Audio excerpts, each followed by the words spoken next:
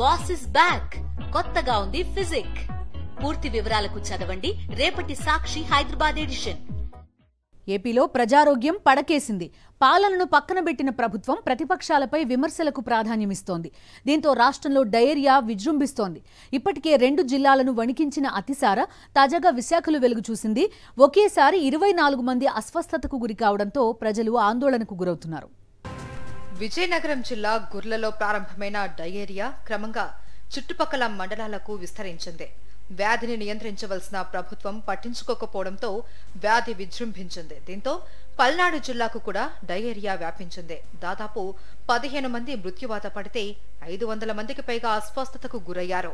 పల్నాడు జిల్లాలో డయేరియా తగ్గుముఖం పట్టినా విజయనగరం జిల్లాను మాత్రం ఇంకా వణికిస్తూనే ఉంది. తాజాగా నెల్లిమర్ల మండలంలోని సారిపల్లి గ్రామస్తులను డయేరియా పట్టి పీడిస్తుంది.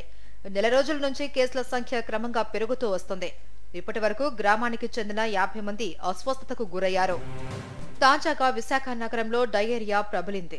గాజువాక 67 వార్డుల్లో డయేరియాతో 26 మంది అస్వస్థతకు గురయ్యారు. మంచినీరు కలుషితం కావడంతో ఈ ఘటన జరిగిందని స్థానికులు చెప్తున్నారు. అస్వస్థతకు గురైన 3 ఆసుపత్రికి తరలించారు. ఇందులో 2 పరిస్థితి విషమంగా ఉన్నట్లు వైద్యులు ప్రకటించారు. మా చివరిల్లు కాబట్టి చివరిని ఇబ్బందిగా ఉందేమో మేము ఫోన్ చేసి చెప్తే అప్పటి నుంచి మేము వాటర్ మానేసిన తర్వాత ఆయన మొన్నాడు వచ్చి చూస్తానన్నారు. చూసిన తర్వాత కూడా ఏమైందంటే మొన్నాడు అప్పటికే తేడా వచ్చేసింది జనాలకి. ఈ పేషెంట్ కి మాత్రం చాలా సీరియస్ అయిపోయింది. వాటర్ తాగడం వల్లే వచ్చిందని మేము అనుకుంటున్నాం సార్. అంటే ఒకరికి వస్తే ఫుడ్ పాయిజన్ అనుకుంటాం. వాటర్ తాగిన వాళ్ళు మరి మొత్తం మాక్సిమం అందరికి వస్తుంది కదా సార్. ఇప్పుడు మా ఈ ఏరియాలో 10 మందికి ఉంది సార్. మాకు తెలిసిన వరకు 10 మందికి ఉంది. డయేరియా సోకిన పలువురు ఆసుపత్రుల్లో చేరి చికిత్స పొందుతున్నారు. అధికారుల నిర్లక్ష్యం వల్లే ఈ పరిస్థితి వచ్చిందని స్థానికులు మండిపడుతున్నారు. ఈ క్రమంలోనే ఎన్ఎంటీ సెక్రటరీ నవీనా లక్ష్మిని సస్పెండ్ చేసిన అధికారులు ఇంజనీర్ వెంకట్రావుకు షోకాజ్ నోటీసు జారీ చేశారు.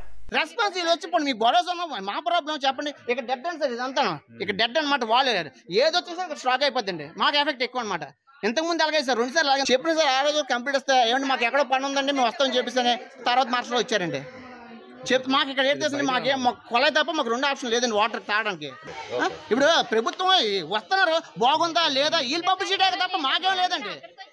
అంటే కోరంటే మాకు మార్చుకోవాలి మేము చేసుకోవాలి గవర్నమెంట్ అనకూడదు చేసి తెప్పించుకున్నాం కదా మాకు ఎలా ఎడుతుంది.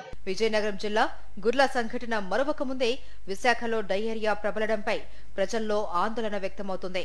మంచినీటి సరఫరా పారిశుధ్యం విషయంలో ప్రభుత్వం పూర్తిగా విఫలమైందని స్థానికులు మండిపడుతున్నారు.